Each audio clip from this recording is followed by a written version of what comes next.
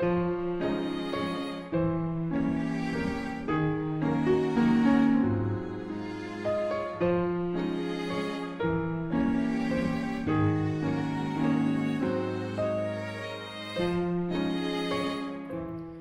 in 1902 in Paineville, Alabama, just outside of Livingston in Sumter County, Vera Hall grew up to establish one of the most stunning bodies of American folk music on record.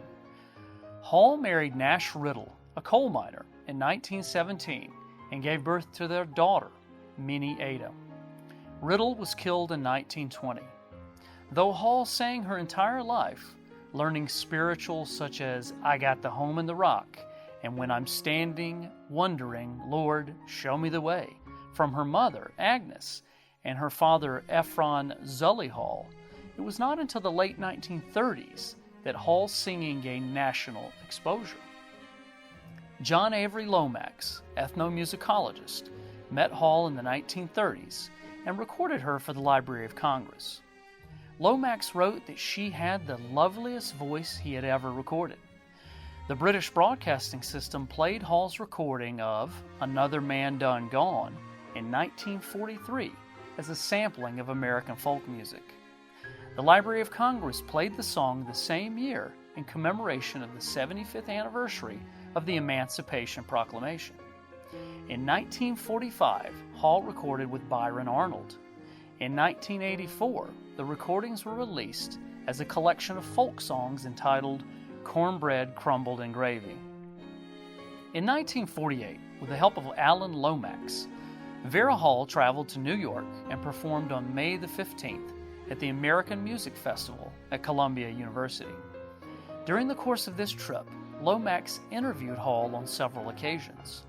In 1959, these interviews would be transformed into Rainbow Sign, a thinly guised biography of Hall. In this book, Lomax stated, her singing is like a deep-voiced shepherd's flute, mellow and pure in tone, yet always with hints of the lips and the pleasure-loving flesh. The sound comes from deep within her when she sings, from a source of gold and light, otherwise hidden, and falls directly upon your ear like sunlight. It is a liquid, full contralto, rich in low overtones, but it can leap directly into falsetto and play there as effortlessly as a bird in the wind.